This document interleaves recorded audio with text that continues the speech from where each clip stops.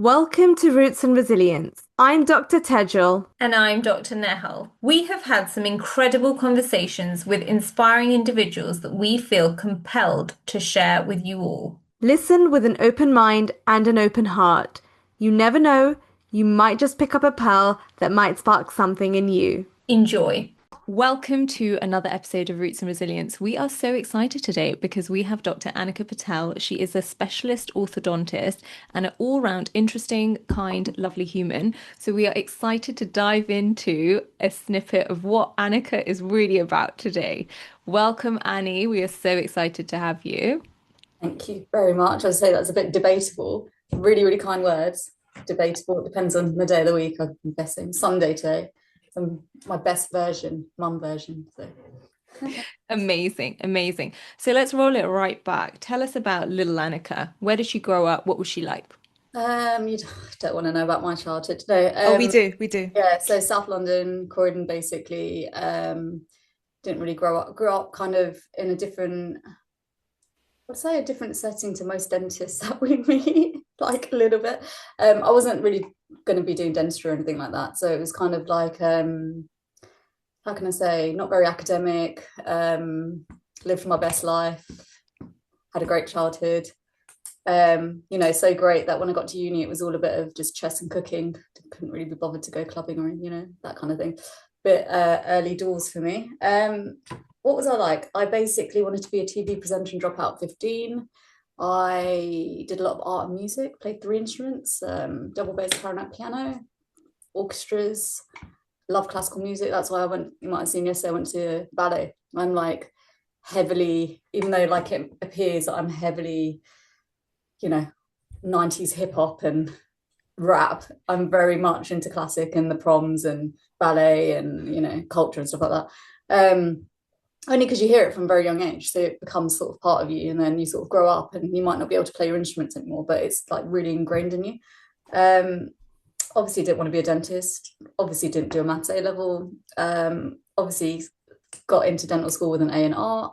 It was a bit of a let's see what happens situation. So yeah, it's a little bit different because obviously, we meet loads of people, don't we, like just on the circuit that are a certain type, like got all A's, like certain grading, certain boxed personality. And yeah, it's really hard to vibe with them, to be honest, because we're just kind of doing our thing. We've got our own interests, and you almost sometimes feel that being slightly kind of, it's not different because there's so many people, like it's a one-minded situation, so many people that kind of like what you like or kind of get what you're saying. You've said it, you see on some of my Instagram posts, you're like, oh yeah, okay.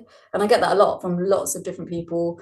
And that's the whole point. You're supposed to be able to talk and respond to so many different types of people. That's what we have with patients as well, right? We have so many ages, ethnicities, really strict kind of different types, different like sectors, different work people, different everything. So you should be able to vibe with so many different people on so many different levels. So yeah, growing up, I'm very good at going off on a tangent. So just like That's fine. We'll jump in. Don't worry. We'll jump Keep in. going. Did you find uni was a lonely time then? Like, did you find it hard to uh, find your people? my people all from South London. So I went to King's, Guy's, GKT, 90% North London. Don't know what that is. Apologies. Um, Different language to us South Londoners. So Yeah, yeah. And Annie, you don't look beyond the river. That's it, I don't right? look at the river. You don't look at North London, just South London. That's it. That's Yeah, that's I look like South London. What is that? What no, is no, no. this? Just South London is all you see, right? You don't Yeah, consider no, anything You no, filter but the out river. North London, like basically. we do. We don't. I mean, Yeah. I went to North London. I don't know, in uni. I don't know. I don't even. Well, there's no reason, is there really? Like, why do I need to go there? But it's even now I'm in South, so love a bit of South.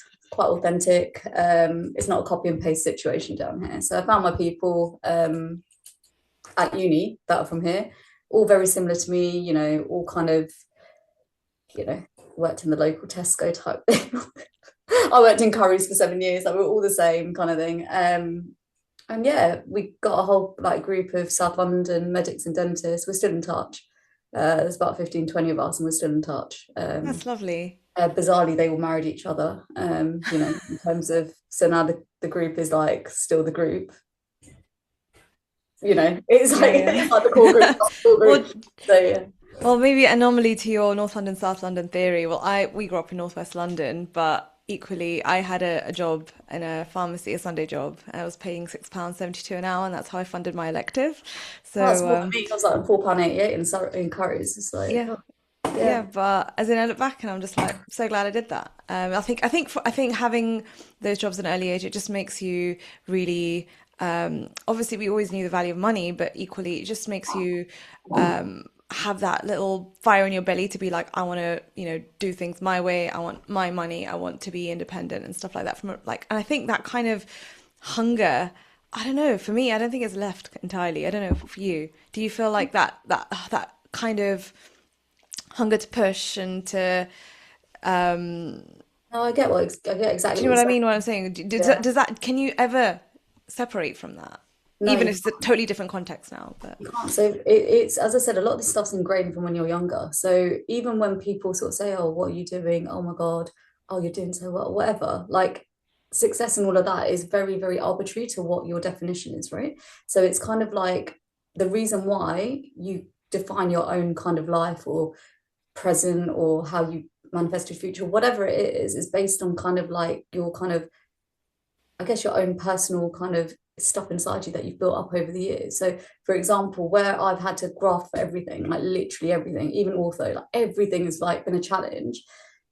My mentality is, well, what's the worst that can happen? You go back to the beginning and build it back up again. Whereas a lot of people, unfortunately, fortunately, I guess it's in generational. If they feel that I want, parents want to provide for their kids. I've got kids. I want to give everything to them, but I'm also that parent that's like, no, do it yourself. No, learn to do this. No, how do you, because that's how I've been brought up. And you need to be independent. There's no other way because then you get to say, I'm 40 years old, you get to a 40-year-old version of yourself and you panic, you have anxiety, you have all of these things because actually your parents are an older generation. You can't depend on them anymore. And you haven't learned the basics in order to kind of like graft, really, really, really graft. So if something bad happens, your coping mechanisms are just, and I am kind of sort of stereotyping, and I know that's wrong, but I see it a lot. I see it a lot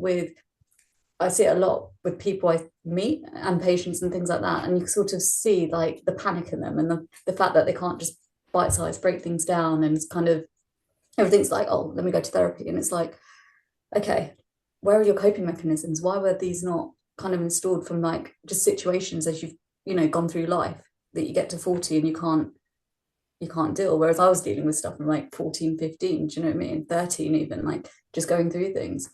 Dental school, you're dealing with things trying to get into specialist training, you're just dealing with things all the way through, and again you're against the grain because you're not the stereotype. So I'm talking about stereotypes, but then I'm not the stereotypical person you would choose for specialist training or that kind of thing, where it's a bit like, why would we choose her? Oh my God, like, I mean, it sounds really ridiculous because it's obviously really, everything's very competitive in life, everything, what school you get into, what university you get into, what, even the jobs, even the VT, everything's so competitive throughout your whole life. But is that the right way?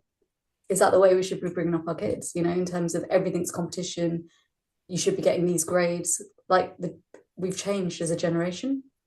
I think I I mean, think when we were growing up, and I think we were in a similar generation, like we're both in our sort of early to mid 30s, like we found that there was a lot of, for being the first generation born here from immigrant parents, like we found that there was a lot of like, well, what's going to give you stability is a good education, and that equates to being in a good school and getting good grades. That was like a formula, and that was what's going on around you. So you kind of just, you roll with that.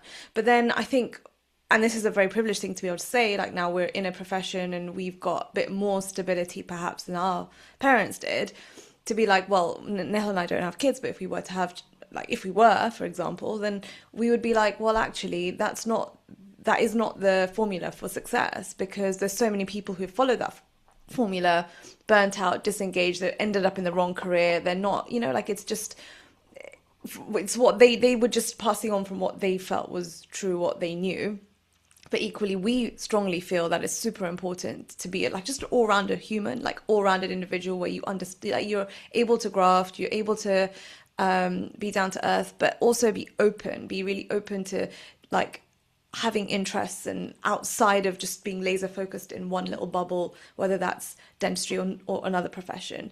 And this is why we've actually done this podcast, because we want to get to know people outside of their professional role. So if you met somebody and you couldn't introduce yourself with your professional role, like and you couldn't tell them what you did for a living, like how would you define yourself? So I definitely don't ever introduce myself as an orthodontist, because who cares? Like literally 0 people care. I'd probably say I'm a kind of, I don't know, it's quite hard, isn't it? It's one of these kind of, how do you describe yourself in a sentence? How would I describe myself? Really sort of, I'd say a middle-aged, eccentric mum of 2, really, which is quite kind of, it's quite funny actually, because sometimes I feel like everyone says work-life balance. I'm the work-life imbalance. So yeah, just try my best, basically. Just this person trying to get through life, basically. Love it. And I think that's what made me excited actually, because when I was like seeing some of your stories, you'd post really interesting stuff like art or like Banksy and I was like, I'm a collector, that's why I'm a massive art collector. So wow, yeah, we're definitely going to get into that. Annika, what does success look like for you? Success is for me just being happy, just the simple things. I mean, I talk to my friends about this kind of stuff all the time, because once you get to sort of my age, I would say everyone falls apart. They're either sort of leaving their jobs, they're kind of, if they're in corporate, they're looking to kind of get out of kind of big corporate and going to like startup. It's this kind of benchmark that what is success. So we ask this question all the time, and for me, I've had to redefine it, because I've seen lots of different things, like health things. I've seen people pass away. You realize at 40 that actually, where am I going with this? Like, actually, I wasn't even told to be a dentist. I just copied everyone. That's how ridiculous this situation is. It was kind of like I had FOMO on my friends a little bit, and then kind of winged it, and it was great. I fell into it and I actually enjoyed it. But what if I'd gone the other way? So for me, success is not the career. Success is not the money, because as we all know, it comes and goes. And also, if you are still who you are, I have a very basic lifestyle, like you've got to define, how much do you need? How much money do you need? What do you need? Do you need the big house? Like what do you actually need? And for me, it's being happy, sort of happy with the simplest things. Like right now, all I really want is a big papaya and some yogurt. Like that would make me really happy. And if I can go and get that for $5.99, like a decent one, not a supermarket one, that is success. That is Sunday success. Do you know what I mean? Like it's hitting those things that really, they're not even glimmers, they're things that really make you buzz. But if you said to me, here you go, oh, you did really well this month, here's 10 grand, like, so what? It becomes a number in your account. Like, it's not, that doesn't give me any buzz. Money doesn't give me any buzz. Like, what gives me a buzz is if I buy really good artwork, or if I kind of like, really save up for, like, people save up for handbags. I'm not that girl either. I'm just like, we're definitely not that. Like, no, we're not. like, yeah. We're rucksack, just team rucksack. I'm rucksack crew as well. Like, I'm like, my shoulder. Rucksack. I'm pretty sure I'm imbalanced, because I used to be that, that wanna be cool, let's put it on one shoulder. Oh, girl. You're a yeah. Now it's like both shoulders, but yeah, no, not into handbags. So we feel you. I think a papaya would give us a similar buzz. Yeah, it's mango season.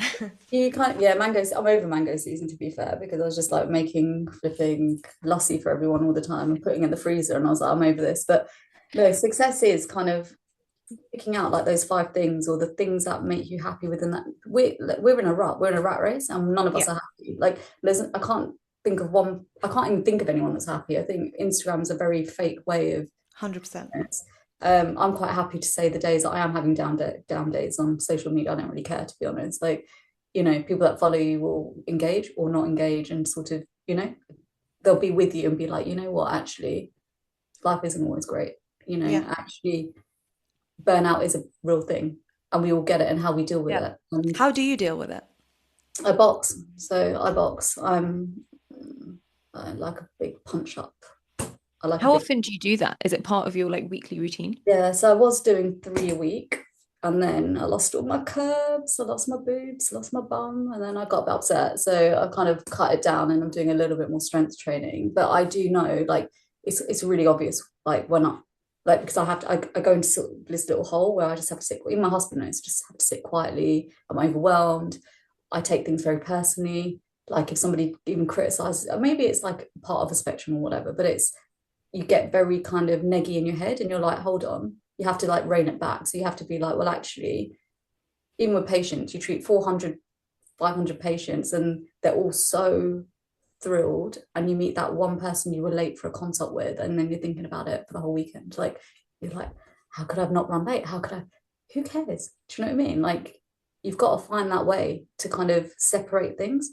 I mean, I've spoken to a lot of younger dentists about complaints, and when they're like, really upset, and you just think, you've just got to park it. You've just got to remember, like, look how well you are doing. And when one sort of rotten apple comes along, it's fine. Like, change the fruit basket. It's absolutely fine. So I've got to kind of, how I give him like advice to other people, I've got to kind of like rein it in and kind of sit and kind of think a little bit, not dwell on it. I have a really good inner circle and a really good kind of support network, I would say. Like, I'm not That's so tired, crucial. which is, and a lot. And I think you have to.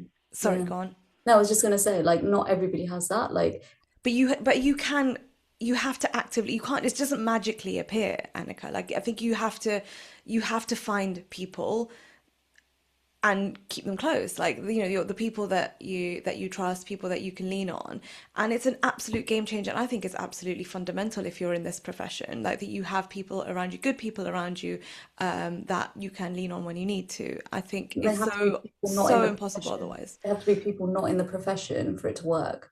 I find that when That's so interesting. Why do you say that? People in the profession, yeah, of course I've got some good friends I've got loads. I've been in the profession like years and years. Do you know what I mean? But in the profession, obviously on private sector, obviously it's small world situations, but there's always a bias to everything. There's always a like, I don't know if you can like type dentist, because obviously I feel against this type that I'm describing.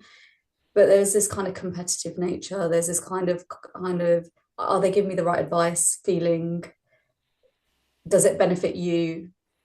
If I say I was talking to somebody, say I was talking to another dentist in-house, or I don't know, say I was talking to a principal, is my issue something that they're going to give me the right advice for me or for them or for their business? You just don't know, right? Whereas if you talk to an independent, you're getting completely unbiased, very neutral human advice. Like, just, they're not in the dental sector, they don't really give a shit, to be honest, about like, hitting targets or this or that or the stress you're under, and they can independently just say, look, how else can you manage this? How else do you need to do this? Do you need to see that many patients?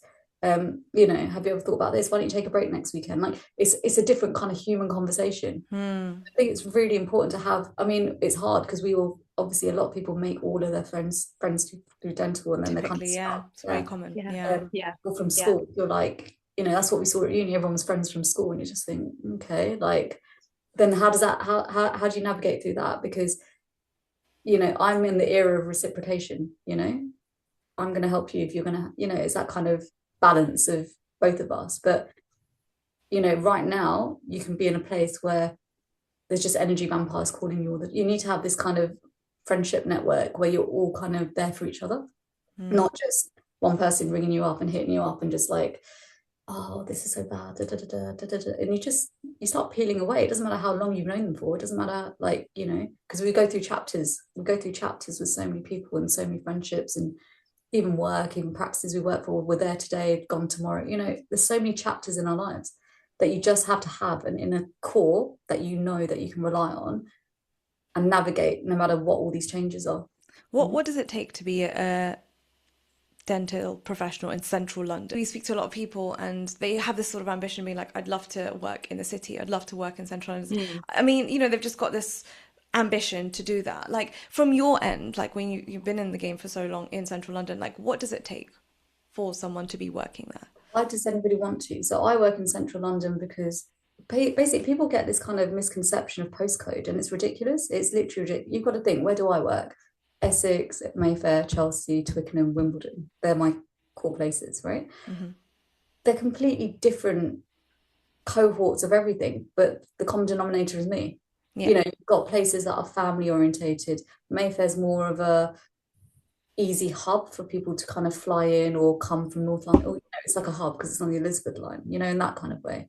But people get kind of really like het up on, I want to work in Harley Street. What does that mean? What actually does it, you know? Or you get like a nurse, I'm a Harley Street nurse. And you're like, what does that mean? Because a lot of these places they come up one day again, they're gone the next. Everything's business, right? Like it's not a postcode.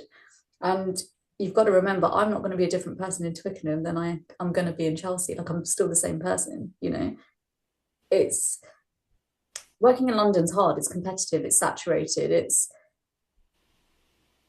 percentages are lower. Like what unless you're kind of like, I don't know, got your own personal brand or you built up your game or whatever it is, I don't understand why people feel that London is, you know, where the pot of gold is, because it's definitely not, you know. And it's interesting because I get a lot of patients now from Durham, Yorkshire, Midlands, all of these kind of places, all coming down to London, and I'm thinking, why is no one set up there? Like, what's going on here? Do you know what I mean? Because everybody's just coming to this kind of magnet of London. And there is, if you think, every other corner there's like a composite bonder, there's this, there's that, you know. I feel sorry for people like building practices in London because you're up against kind of, you know, you can make your squat practice look like, I don't know, the most beautiful thing in the world and the most attractive, accessible place in the world, but you've been in dentistry 2 years. And that's what we're seeing a lot in London. We're seeing like young dentists, probably with like generational wealth, just buying up places with not a lot of anything, you know, really good marketing, maybe a really good website, maybe, I don't know, really look great in scrubs. Who knows? Like, you just don't know, you know. So you've got to have that balance of kind of the experience. The experience will follow you, you know. So London's not what it's meant to be, what you think it's going to be. So what am I hearing that actually the dentistry is pretty much like you work across all parts of London and outside London, Essex, you mentioned. Dentistry is the same wherever you are, really, isn't it? So like it's just the packaging that's different, I suppose. And arguably, it's the team you work with. That's more important than the postcode. Like people that you align with feel like actually that, yeah, I want to like help this business grow. I want to share some of my profit because essentially you are working for someone.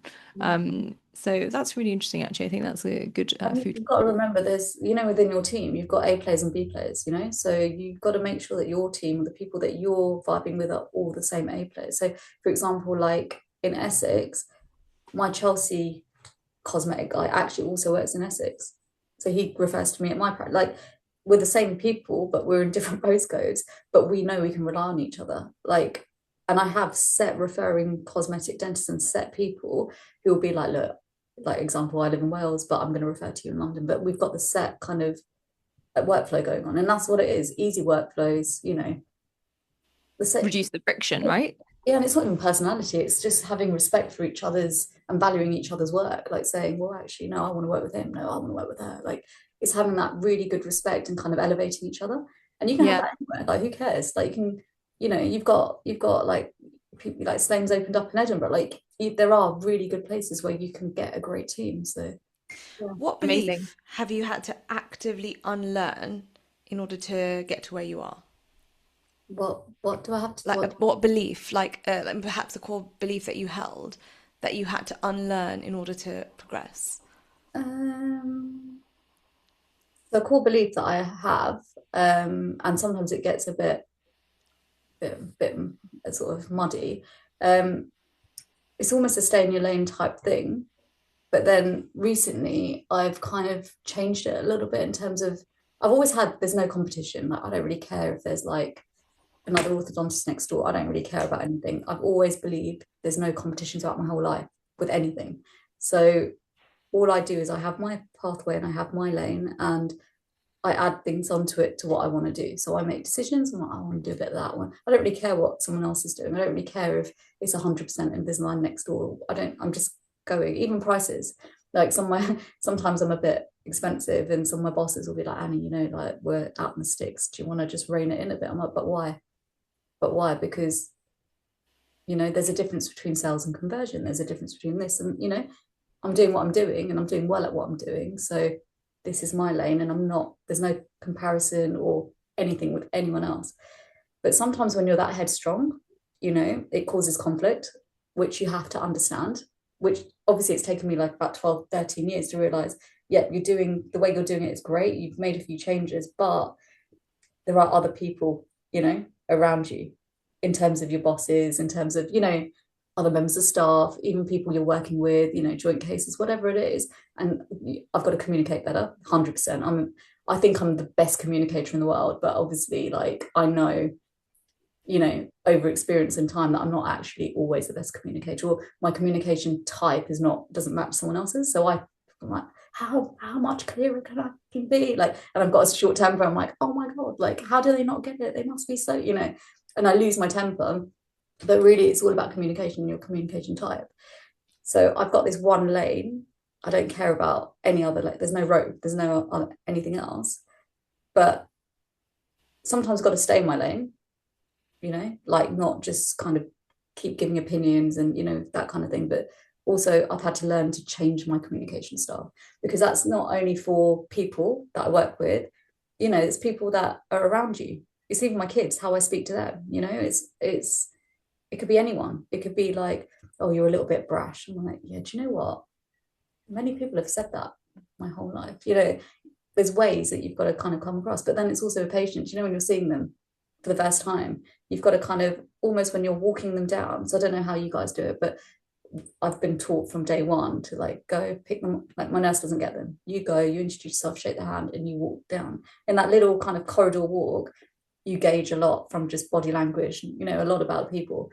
And again, you change your communication style based on that tiny little walk down the corridor. So, and you can implement that in any part of life. It could be, parents in the playground. It could be anything, or it could be just picking up on sort of empathy for people, picking up on, like, other people having a bad day. You can see it. Like, people are picking up their kids and you can see it in their face. Like, really people having a bad day. And you just have to say a few words. Like, it's how you communicate with people, and that's how they remember you, That sounds like emotional intelligence, and it sounds like something you've worked at. Do you think that's a skill that anyone can build on? I think emotional intelligence is not, it's like IQ, right? I think I've probably got quite low IQ, but I work hard. Some people, I've had this debate recently about intelligence, and I was quite upset about this. So I asked a couple of very close people to me, basically it's about, you're successful, or you've got to where you are because you're high risk. This is what this was interpreted, because you're high risk, and you take risks, and you take, you just do it. You're a let's do it type of person. And I was like, oh, I'm not a little bit intelligent to have, like, specialised or got through dental school, that kind of is how you take it, right? It's like, oh, you're basically, I took it as, oh, you're calling me a Love Islander, basically. You're just saying that I got lucky, and, that kind of thing.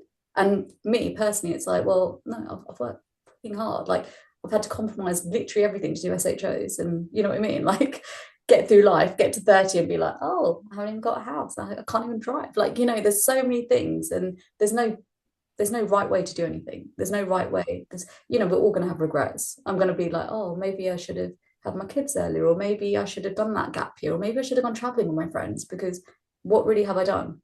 In terms of, you just think you have a lot of regrets of your early life, but then there's other things going on or whatever. Anyway, going off. It was one of those things that I took, like, oh, okay, fine. So I got lucky, did I? Yeah, I am. I consider myself a very lucky person, I'm really fortunate. I'm really happy I am doing what I'm doing. Because do you actually believe luck exists? Because I don't. I think it's when preparation meets opportunity. I don't. No, but you can have these moments, right, where suddenly the universe aligns.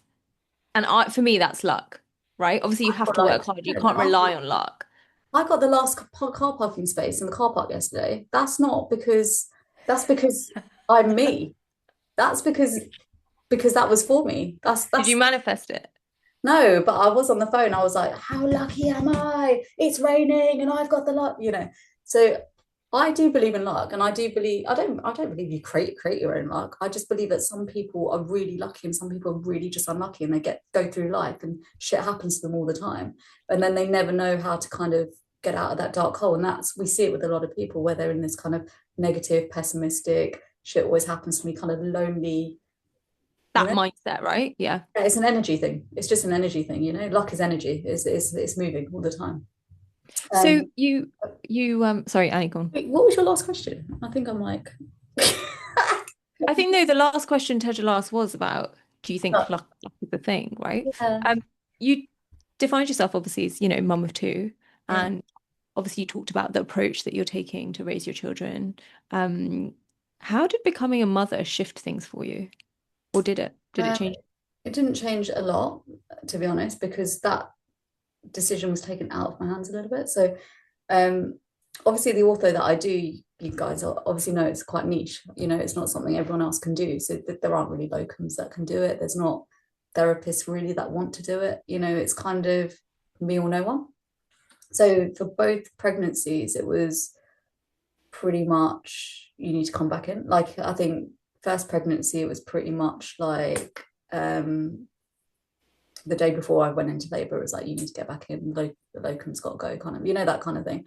And on the first pregnancy, they made I remember she was on time, but she turned around. I don't know what she did. She turned around and something happened. They were like, you need to have a C-section. I was like, absolutely not. I need to get back to work because I've been told, I was following instructions. It was a new mum. You just don't really realise what you're going through body-wise and stuff. So I refused to consent to a C-section for the first pregnancy because of work, which I don't regret because great, I didn't have a C-section, but what if I needed one? Do you know what I mean? My kind of logical brain was like, hold on, you're not the consultant, you're like a junior registrar, I've been there, done that, you're just kind of like autopilot, so things have been dictated to quite a lot, 2 weeks mat leave, 4 weeks mat leave, nothing crazy. Biggest regret, yes, not having the year off with my kids, but actually had to keep it moving, keep the patients moving, you don't want complaints again, there's that anxiety. Luckily, I'm not a 5-day-a-week person. I'm a kind of, I would say part-time, but it's a lot of work still. And all I did was during pregnancies is just kind of like stop consults, kind of just keep my active people going and then build it back up again. It's really shit being good at what you're doing in terms of very niche, but it's really shit for life, because then even if I said, do you know what, I want to go on a 3-month holiday, can I? Not really. Can I have a kid? Not really. Who's going to see your patients? Like, it is good and bad. And that's life, isn't it? It's making these decisions. Like, well, you didn't want to stay in the NHS treating kids where therapists could have just seen all your kid patients. Like, you made that decision to subspecialize, or, that kind of thing. Do I regret it? No, I love doing lingual braces. Like, I feel like I'm good at it. I feel happy that I'm part of this really small clique around the world. Like, I love it. But does it affect the rest of my world, which is actually more important? Yeah, because, things change. Hey, are you enjoying this episode? If you are, you might love our monthly newsletter. It's where Nehal and I share podcast updates, community news, upcoming events, reflections, ideas, and some fun extras. You can sign up at the link in the show notes. Now, back to the conversation. But this is really important to notice or to realize, if you're listening or anything, there's always going to be a trade-off. Like, whatever you're doing or whatever choices you make, it's going to be at the cost of something else. And that's something that I think as individuals, we realize we're doing it. Sometimes we don't even realize we're doing it. And then you've got to somehow make peace with it. What's helped you make peace with those decisions? So, I mean, I feel like when I used to be a guilty mum. Do you know what I mean? Because I'm still working. I'm still, even the breastfeeding, it was like a combi feeding, because obviously, like, I'm not at home, I'm at clinic, just putting a bib on in case I'd like lactate. It's very awkward. The whole situation is just an awkward situation, because private sector is a man's world, very much so. There's not a lot of female bosses out there that are gonna or been in the same position. It's very hard to communicate what's really going on, but also not appear weak. So you're always kind of like, no, of course I can do it all. And then you burn out and you're like, oh shit, I'm up all night, I'm going back to clinic. And that's what it was, up all night, going back to clinic, really struggling. But luckily your hormones, your adrenaline, everything kicks in, and so you can manage it a little bit. And then you get the burnout, and then you kind of overcompensate, and then you're like, oh shit, like I don't spend enough time with my kids. Like I'm always in, oh no, they're in nursery 4 or 5 days a week. Oh, I never see them. Oh, that, and time flies. And the one thing you need to do is spend as much time with your kids as you can, because they're gonna, we're already seeing it. Like my 6-year-old is a completely different person. Like I had to literally show her old videos of her. Yes, it's very hard. And then obviously the guilt stuff comes in. So then I basically decided that the time that I do spend with them is very, very much quality time. So it's very much like we're baking, we're cooking, there's no TV, we're going to the park, we're doing it. Like I'm knackered, but I feel that actually, instead of like moaning about not spending 90% of the time with them, we're actually half the time they're probably watching TV activities, eating their dinner anyway, and we're not jamming, we're not doing anything. Make them really excited to want to spend time with you. Like have dance floor parties, like pump the music up, start doing stuff, having fun, because physically we're not going to be in the same capacity in 20 years, to be doing this kind of stuff. And also like they're going to grow up so fast, like, and it's worrying. I've got 2 girls. It's worrying to think what they're growing up into, so you've got to treasure these kind of moments now and just be like, all right, I accept that I work a lot. All of you lot know that I work a lot. You also know that I love like doing stuff with my kid. It's quite, they're quite there in my life and my stories and stuff like that. Yes, I miss them, and yes, I can separate from them, and that's something a lot of moms can't do, the separation. But I don't think that's a bad thing to be able to separate. It doesn't mean that I don't love them. It means that actually, like, I can put my, practice hat on or business hat on at some point, and then, switch. And, today, Sundays are Cinderella days. So Cinderella days means that they help with the cleaning, the cooking. We're going to the summer fair and that, but then they get to dress up, eat what they want to eat, and like set the table. And, they're really excited, like Cinderella day. Oh my God, we're going to literally clean the whole house. And then we're going to all like, do stuff together. Like it's the way, again, you communicate that, because otherwise they're just, again, they're going to grow up thinking like it's normal to not be able to. I know they're very young, but I've been kind of training them quite young, but they're going to grow up thinking it's normal not to be able to do things like, I know, clean, or I don't know, that kind of thing. Like we didn't have a cleaner growing up, like learn to clean. It's that kind of thing. It's that kind No, of I love that. ingraining things. I think what you said there about, yes, you accept there might be limited time, but making sure it's quality time is so important, because those are the things that they will remember. Like kids pick up on everything and they will remember those tiny moments of fun, or Cinderella Day. And I think that's really cool. It's so interesting because I was listening to a podcast yesterday, this lady called Emma Green. She's like some serial entrepreneur. She's got 4 kids. And she was just saying the way she makes it work is she's not that mum that cuts star-shaped sandwiches in the morning. Like none of that. That's not her style. That's not her vibe. And she's like, I've trained my husband. She literally said, I've trained my husband to like make this system work. And I think that's it. You have to find your groove and you have to find your flow, and make the time that you spend with them count, which sounds like you've done. So You have to have kudos. non-negotiables as well for yourself, because you can't be in this kind of system where you want to like do everything for your patients, everything for your bosses, everything for your husband or whatever, everything for your kids, and then you forget yourself. And that's changed in me after having the second kid, because I was so sick with my second kid, like the pregnancy, and then I was just like, oh crap, I nearly died there. That last year was a bit of a shit show, like when you're a really healthy person. And just my whole brain changed into, no, boxing, gym, all of that is a non-negotiable. I will eat what I want to eat, like specific food. If I don't really care. If you don't want to invite me out because, I want to have a vegan diet, whatever it is, that's cool. I don't need to come out with you, or I stopped drinking. So, okay, fine. Yeah, we used to like get on the lash. Yes, we used to gin and tonic every day or whatever it was. I don't really care. I'm cool with like, if you don't want to invite me to drinks because I don't drink, I'm good with that. Do you know what I mean? Like you have to have these kind of, how do I look after myself situations. How do you fill your cup? How do I fill my cup? Yeah, like what helps? So what are your non-negotiables then? My non-negotiables are sort of, I would say gym boxing. They're non-negotiable because otherwise my brain, it's not even for physical strength, it's literally my brain. Yeah. Thai massage. Yeah, a Thai massage. For Love a bit of Thai massage. Yeah. How often? I was weekly, and I was like, oh, Annie, you're just a little bit like, what are you doing? So then I was like a 2 week. You'd ring them up, and the phone, the numbers say, hello, Annie. I'm like, oh my God, is it 2 days or 3 days or whatever, Also like something cultural. So like, before I used to paint and draw a lot and things like that. And for the last I would say the last 5 years, I was like, I'm gonna start drawing and painting again, and yeah, I'm gonna spend my time doing what time? Do you know how many weeks I buy blank canvases? Oh, look, the canvases are in black now. Let's buy them. My husband's like, why are there so many blank canvases everywhere? And I'm like, literally, he's like, can you start creating? Because you're not creating.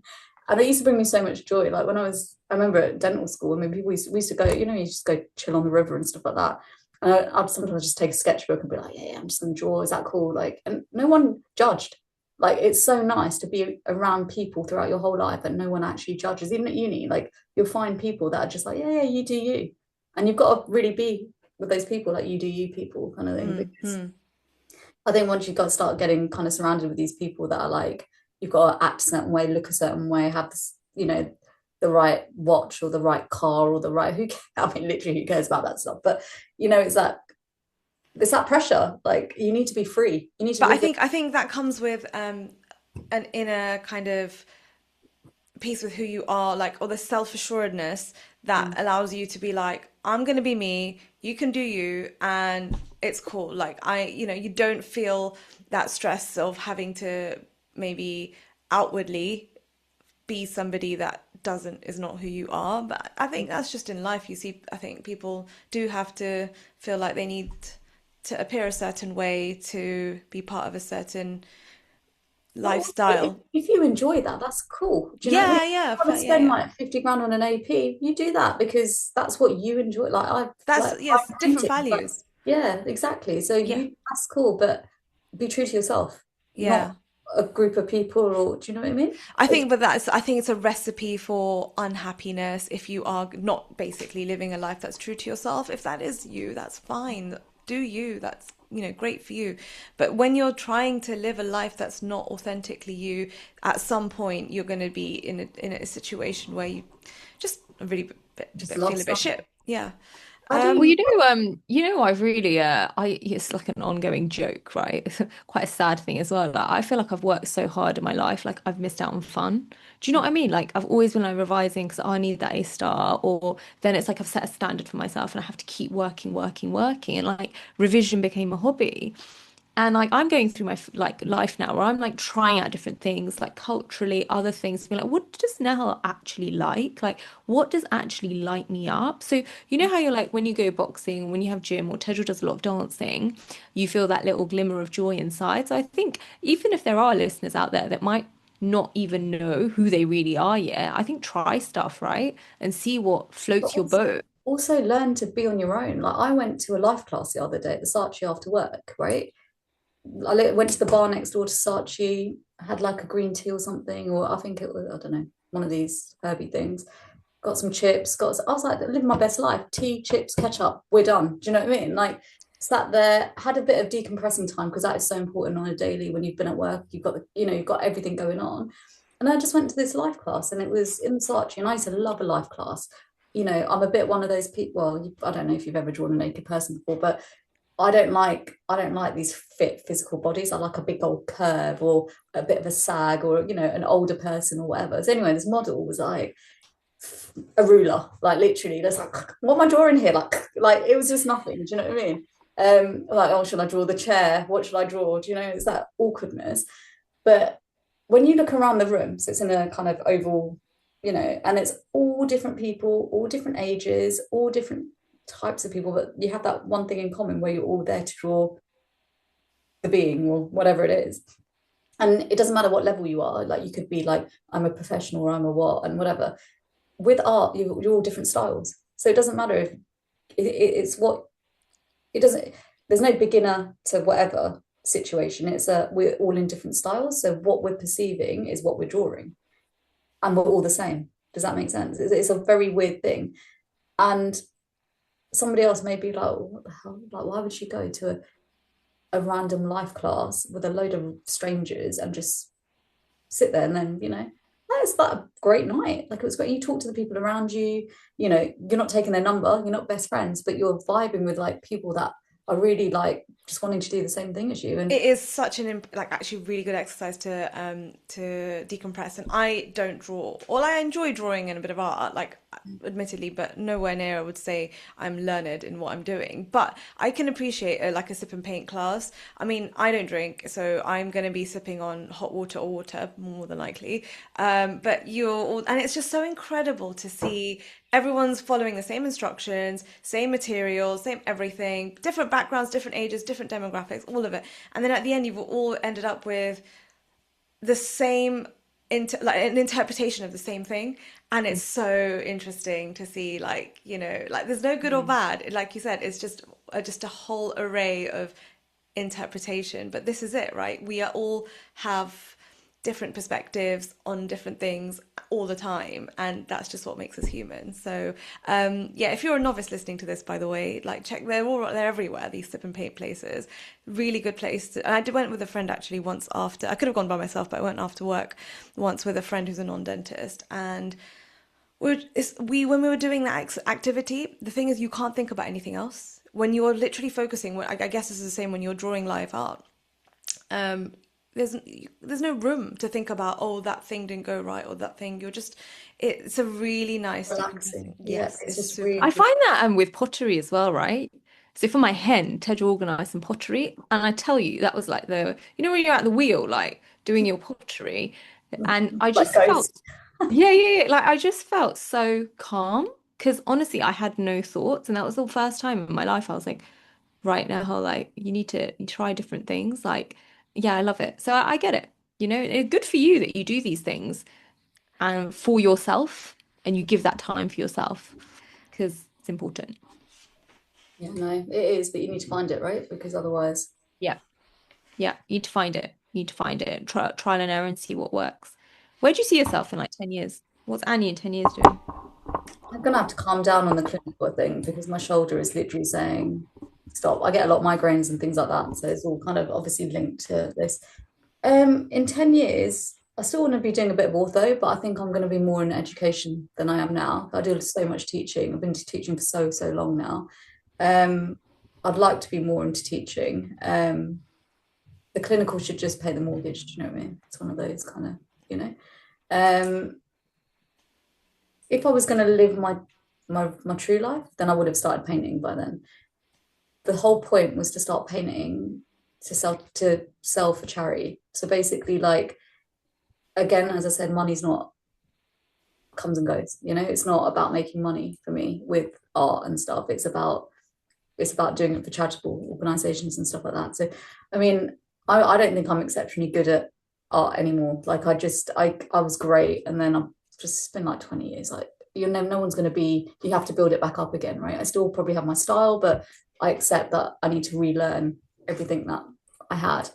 But at our wedding, I did a little painting of us sort of in a little boat going through Lake, like where he proposed in Lake Como. And we auctioned, everyone got pissed drunk because we got like that platinum drinks package. But basically, we auctioned it at the wedding reception for 4 grand for Parkinson's disease. And I was like, what idiot spent 4 grand on my flipping paint? Do you know what I mean? Like, and the money it wasn't like a hoax. He put the money in, like, obviously egos and stuff. But I was like, and then that was the start, and that was years ago. Do you know what I mean? Where I was like, actually, I literally could make money on the side for people quite easily, like just with a different skill set.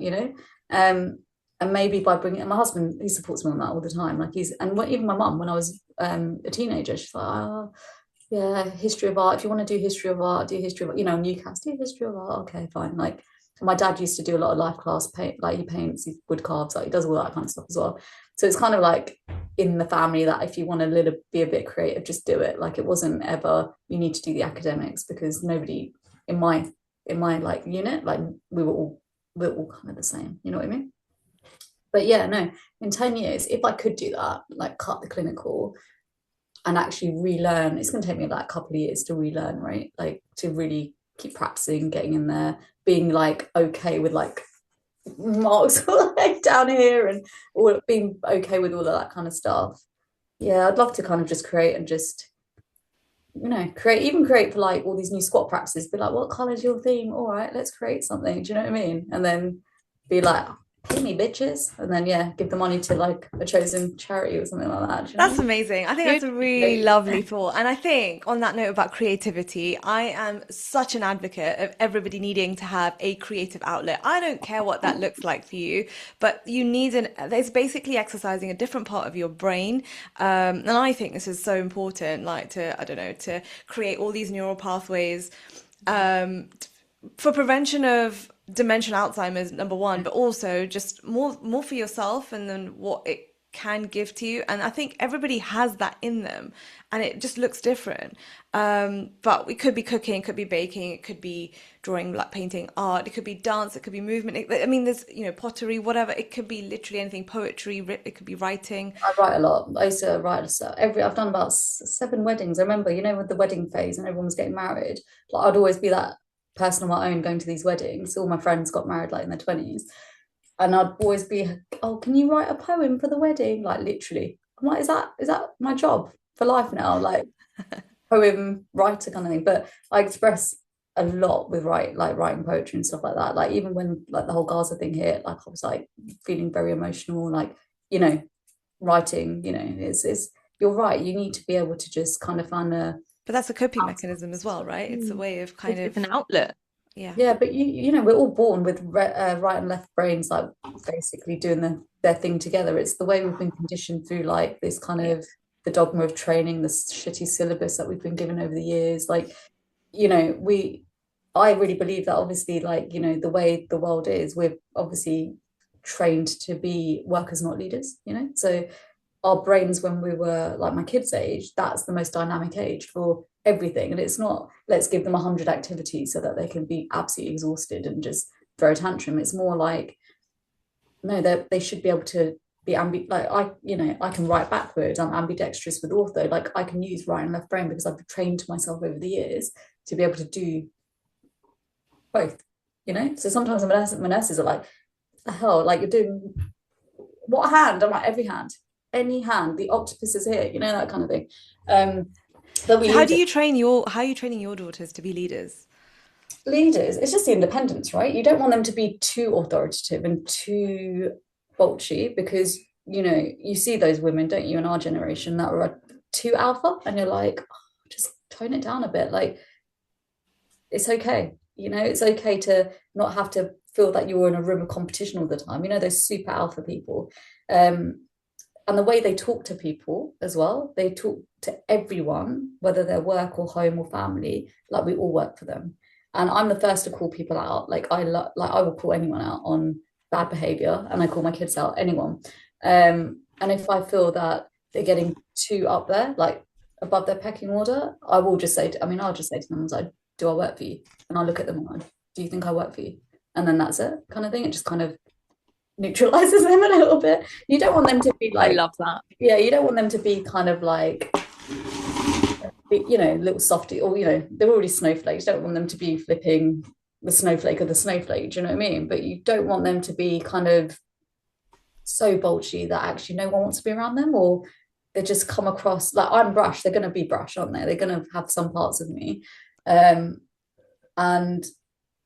yes, that helps me with what I'm doing because then I can communicate things to people without being, she's just being a girl about it. Because that's what people do. Oh, she's just being a girl about it. I'm not being a girl about it. I'm letting you know that this is unacceptable. This is not okay. I'm not happy about this. And I'm very clear. But there's a level to that. You can't just be like, do you know what I mean? Like super leader. Yeah. Kind of But I like, think it's really important to like plant the seeds from a young age with your kids. So you know how like you encourage them to do tasks or cleaning or, get them to do things or, be creative. It's so important to ingrain stuff from now. you say that, but again, kids go through chapters. They're going to be different. Like they're going to change as they get. I've changed as I'm flipping dentist. Like who the hell would have thought that? Clearly, many people tell me.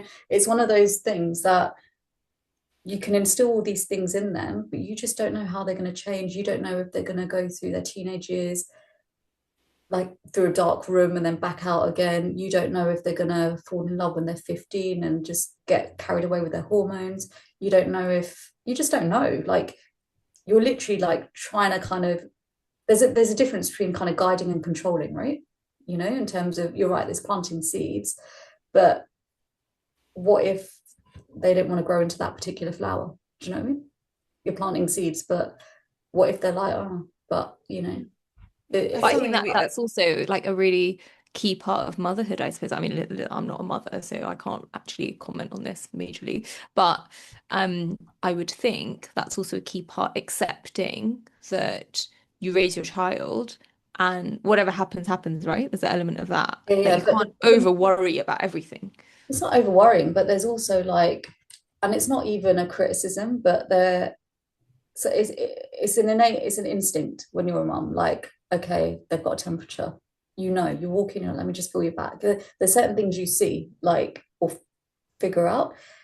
I think the current climate is very textbooky. Like, let me read this, let me do this, let me Google. Like, everything is not kind of like, I'm not saying caveman, like go back to kind of like, you know, the innate way of doing things, but I'm just saying that everything is pretty much like, oh, they got that pram, I'm getting that pram, I got that, you know. It's like, what the hell? Everything is business and everything is marketing. Like, just be a human, just figure it out, like within you. Like, if your baby's born in the flipping summer, do you need to buy all those 0 to 3 month baby grows? No, because it's bloody hot. Keep them in a nappy, you know. There's just so much kind of like. But that's because of conditioning, isn't it, Annie? I know what you're trying to say. You're trying to say that like people think that I don't know. I'm again hugely generalizing, but like this is like there's a manual and you have to follow it because we're so used to following instructions, and so we have to read this book, that book, get this thing, and it's like it doesn't stop. They get into school, it doesn't stop. It's like, oh, so what reading age, or what are they reading these books, or are they like, who cares? Like, let's think about like even you probably, you know, like a potty training. 7-year-olds are still in flipping nappies, like none. Like, so who cares? Who cares if you potty trained your kid at 1 and I did it at 2? Who actually really cares about that, apart from like preschool, because you have to be, you know what I mean? By the time they get to preschool, you got to kind of be potty trained. But it's all of these kind of benchmarks that like people make, and you know, there is that kind of, I guess I'm not that mum, but other people may feel bad, like. But how, okay, this is a question about being a mum. Like, say you know who you are, Annie, you know what kind of mum you are, want to be, and all of that and stuff. Say, I don't know if this is the case for you, but a lot of the people around you, they're different, like different mums, or they have different priorities, different values. Like, how do you navigate that? So I see that. So when I go and pick up, I mean, I rarely pick up, I'd never do a drop off. I do the nursery, but I just can't do everything kind of thing. So when I do a pickup, a lot of the mums actually know enough about me to see my tired days, my rushing around, or, you know, and they have like these assemblies that they tell you like 48 hours before. And obviously you've got to kind of show up. Do you know what I mean? They see me like getting into my scrubs, like in the car park, like trying to get in the car, like trying to get, you know, they see all of that because I'm literally like go because I'm like, I've got a patient at 11, okay, gotta go. So I've forgotten the question, I'm so tired. You said about sort of navigating as a mum around other mums. When you've got others you've got mum, you've got all sort of different age. When you go to a playground, you've got different age mums that have like been there. They might have like kids that are 20 years old and then they've kind of started again. You've got those people that have been there, done that, done the career, and they're kind of chilling.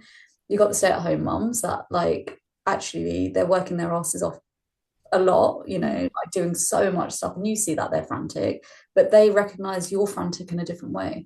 So again, it's network. So within like the mums, I don't care if I go to a mums get together or I haven't appeared somewhere, or I don't care about appearances, but I care about support, and I care about if I can depend on somebody, you know, despite what our different things are.